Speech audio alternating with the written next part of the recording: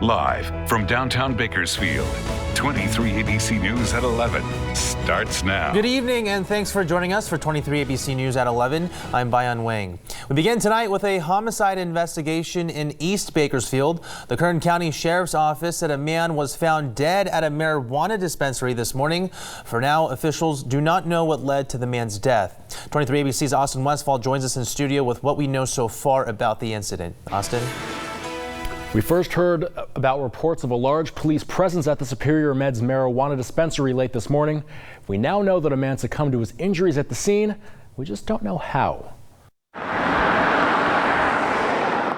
So about 10:45 this morning, deputies were flagged down in the 2000 block of Niles for a report of a man down. They located the man inside of a local marijuana dispensary. Kern County Sheriff's Office Sergeant David Hubbard says the man had obvious traumatic injuries and he was examined by medical staff and determined dead on the scene at Superior Meds marijuana dispensary in East Bakersfield. But we don't have any further information at this point as to what led up to it or what actually transpired inside the business.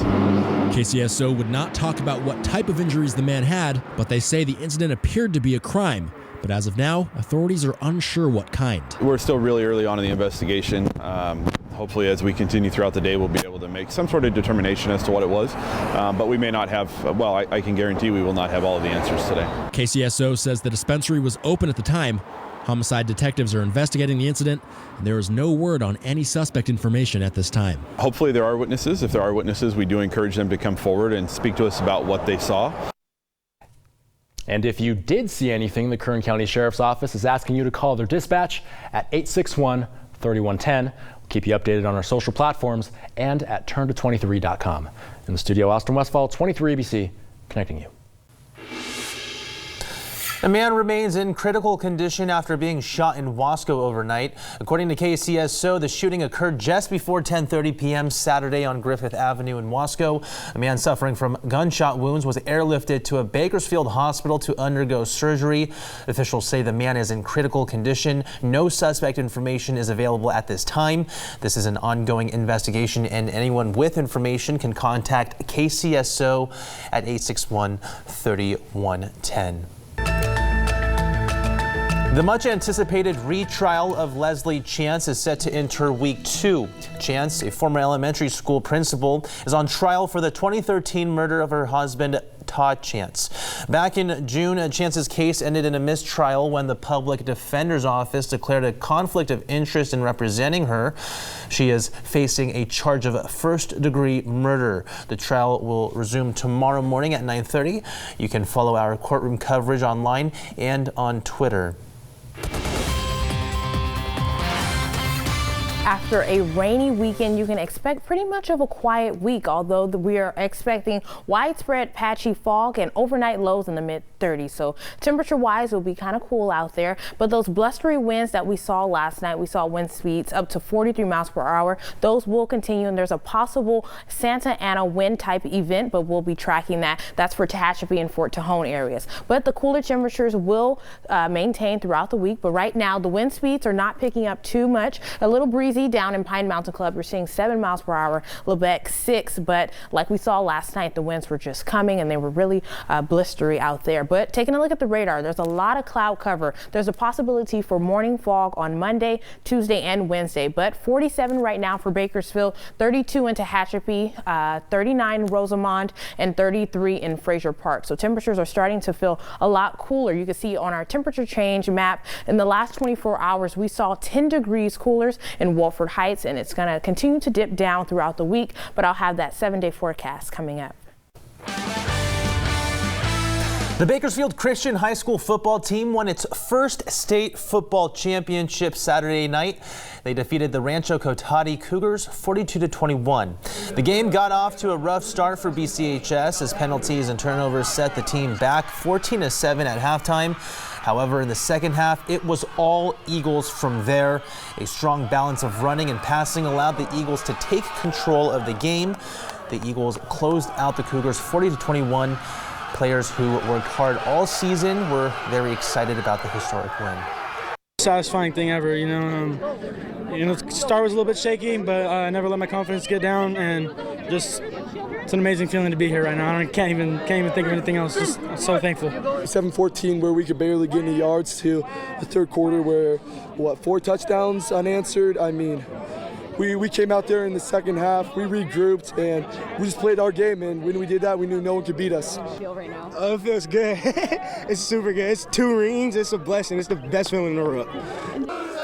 This was the football program's first ever state title.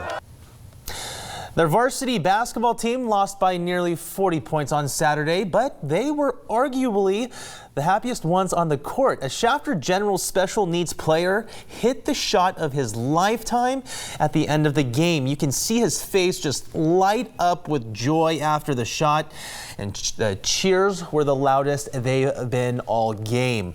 The Generals were playing Chavez High School at North High School Saturday. When the game was close to finishing, both coaches agreed to let Jose Mendoza take a few shots to make a basket.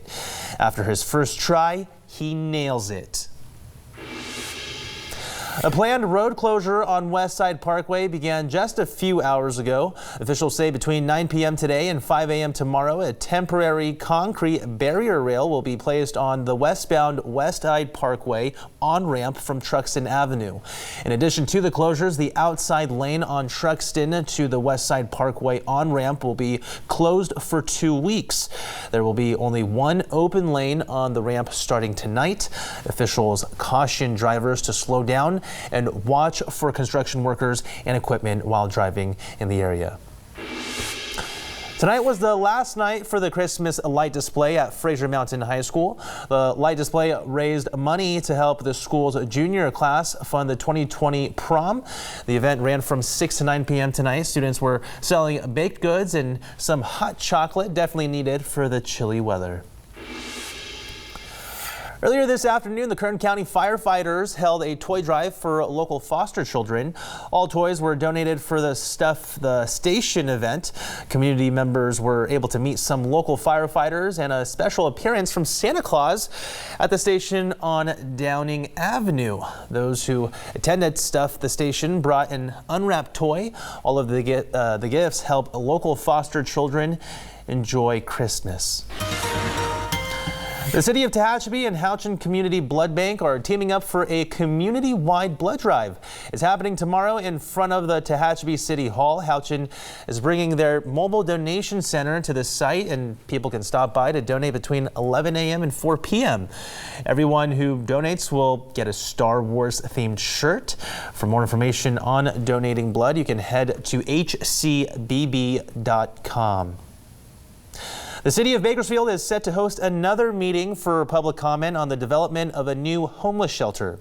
The meeting is taking place tomorrow night at the MLK Community Center on South Owen Street. The public is invited to attend the meeting to comment about the shelter and learn more about the needs of the local homeless population. The city has identified 2 locations for a new shelter, one on East Brundage Lane and one on Brown Street. The meeting starts at 6 p.m. Monday. This holiday season, 23ABC has teamed up with the California Highway Patrol to make sure thousands of local children get a gift for Christmas. Officials are asking for gifts for kids of all ages, including blankets, clothes, and shoes. This is the 10th year that CHP has done this holiday drive, and it remains meaningful for officers. It's just a great thing to do this time of the year. There's so many kids that go without anything for Christmas, and so we just want to give them something to smile about this holiday season. If you haven't been able to donate just yet, you still have time, because tomorrow is the last day of the toy drive. You can drop off your donation at all local Walgreens stores, Motor City at the Auto Mall, Furniture City on Ming and Weibel, along with the CHP headquarters, and yes, also right here at the 23ABC news station.